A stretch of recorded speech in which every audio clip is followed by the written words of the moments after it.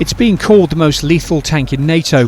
Unveiled at the factory in Telford where it'll be made, this is Challenger 3, the British Army's new main battle tank. The Defence Secretary today announced an £800 million contract to produce 148 of these digital tanks, which it's claimed will transform the UK's armoured capability. Well, what you will see is a far more integrated vehicle. So it won't just be a vehicle on its own, it'll be a vehicle that will be able to cue targets, talk to other parts of the battlefield in a way that in my day would have all gone back to a brigade, through a battalion headquarters, where in the brigade or even the division all of that sort of targeting would have been worked through, sometimes quite slowly. This, just like many other nodes on the battlefield, the attack helicopter, even the infanteer will be able to have a much fuller picture, and in doing so force multiply the effect they can bring to it. So first of all, it will be able to do that. Secondly, it will be more lethal. That gun is more lethal than the current gun. It's going to be a smooth bore. It's going to use a NATO standard of ammunition, which makes it definitely more flexible and versatile wherever we go. What tank the British Army was going to get had been the subject of much speculation. There were rumours the MOD was considering the German Leopard as a potential replacement. In the end, though, they decided to buy British. Today is a real landmark event for the British Army. Challenger 3 will be produced by Rheinmetall BAE Systems here in Shropshire, the contract securing 650 UK jobs. The tank uses an upgraded Challenger 2 body fitted with a new high-tech turret.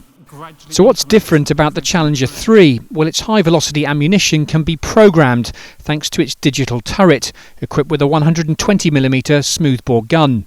Upgraded suspension will improve firing accuracy on the move, and there's an automatic detection and tracking system to identify targets.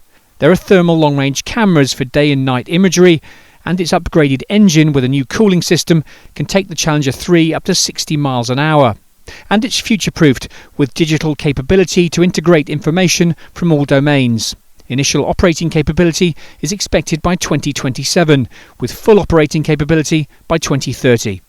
So it is absolutely a generational leap from Challenger 2, or indeed of course Challenger 1 or the Chieftain before. Why? First of all, because there's an open architecture on the platform which allows us to integrate not only with other tanks but also across the battle space. So it will be able to move data between aviation platforms, the attack helicopter, the F-35, and indeed other platforms in the land environment like Boxer, etc. So the commanders will be able to identify the enemy or whatever it happens to be and move that information seamlessly to other platforms to make sure that we can target that enemy as best as possible. Getting Challenger 3 to this point has taken years of research and development. Current Army tank crews have tried it out, and it's been designed with them in mind. We've got automatic target tracking and automatic target detection. So in the same way that, in a modern smartphone you can do face recognition and auto-focusing, it's exactly the same sort of concept as that. So we're bringing that sort of development into the modern tank, and it's a complete game changer from the current generation. The message from the recent integrated review is that the size of the British Army is no longer an indication of its lethality, as we saw in the reduction in troop numbers. But it's only 40 years ago that the Army had 900 tanks. So the question many people will ask is 148 of these, however good they are, really a credible force?